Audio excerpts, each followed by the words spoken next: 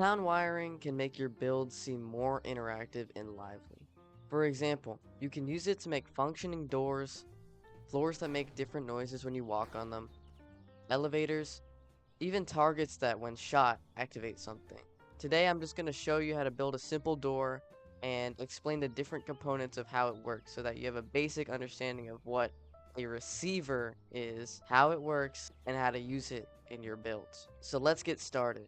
This is how I organize my wiring. Receivers don't actually look like this. Like, they don't have like these numbers on all different sides. I just do mine like this because it definitely helps me organize my builds. And like for example, this elevator, it'd be very hard to distinguish all the different components and stuff at a glance if I didn't have the numbers on the parts. First things first, what is a receiver? Well, a receiver, when we talk about receiver, it's just like the actual component that allows wiring to happen.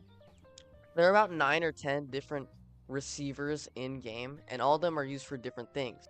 So for example, when I interact with this receivers 1 and 2, this is just a part. This isn't a receiver. These two are the receivers. But when I interact with this, it's gonna these two are responsible for the movement of parts. This is what makes the parts move. Whereas receivers 8 and 9 are responsible for the camera system. So how do you actually build one? Well, first of all, let's spawn a part in. We're gonna scale it 1 by 1 by 1. Now this has nothing to do with the actual function of the receiver or making it work. I just like scaling mine to 1 by 1 by 1. We're gonna press G. We're gonna go to the texture tool. We're gonna add a texture to the front of the cube. Okay. Now this is the most important step. Set the transparency to -500.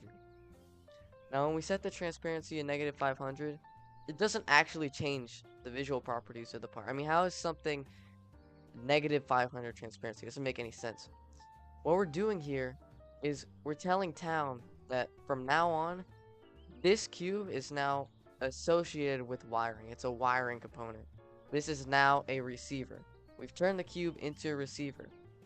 But how do we know what type of receiver this cube is? I mean, how do we know what its function is going to be? Is it going to like move stuff? Is it going to like be like a camera or something? Well, let me introduce you to the two most important numbers for wiring. The first and second repeat variables or numbers, whatever you want to call them. So these two numbers are so important because they're gonna like dictate and decide what receiver the part is, what type of receiver the part is, so like what its function is gonna be, and how it will act when it's like activated. The first one, the number on the left here, is the receiver type. Changing this number will decide what type of receiver you want this part to be. The second one, the right, dictates the receiver's properties. What do I mean by this? Well, it kind of changes from receiver to receiver. For example, in receivers 1 and 2, the ones responsible for the movement of parts, it tells the receiver how much time it should take for something to move from one receiver to the other in seconds. Another example is in receiver 7, the receiver responsible for dictating player collision. Changing this value would choose how the part would move when it detects player collision. Should it move when a player stops touching it? Should it move when a player is on top of it? You know, that type of stuff. So now that we understand that, let's, like actually make the door. So for the door, we're going to be using receivers 1 and 2 since they're going to be responsible for movement.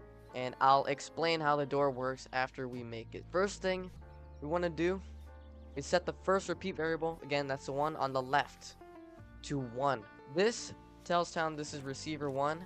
Also known as the first position of the door that we're like telling you. I'll explain what it means more in detail later. Set the second repeat variable, the one on the right, to 0.5. This is how long it'll take the door to move up to the other position, so 0.5 seconds. Now, let's duplicate the entire cube. Let's press Shift C. We're gonna move it up about like this much. Doesn't really matter how much we move it up. This is gonna be receiver 2. Okay? Now, since this is receiver 2, we're going to go back into the texture tool, and we got to change the first repeat variable, the one on the left, to 2. And, I mean, you're pretty much done. The only thing you have left to do is we're going to make another part here, and we're going to, this is It's gonna be the actual door. So since this is the door, so it's just gonna be a regular part. Do not change the transparency to -500. So now let's select the receiver 1, 2, and the door by holding shift and clicking on all three, and press shift and G at the same time to group it. Remember, to ungroup, it's shift and U.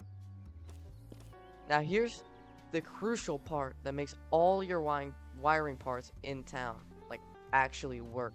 In the chat, you're gonna type out WC. Again, WC.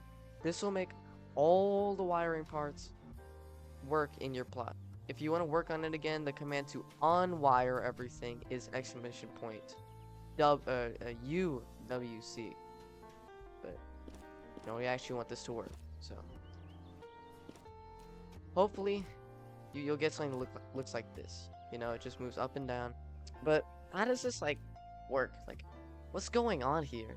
Well, let me just ungroup this real quick. What receiver 1, the one in the bottom left, is doing is basically recording the position of this part. So notice how it's at the bottom left of the door. When we interact with it, the door will try to move up so that receiver 2 is now at the bottom left of it.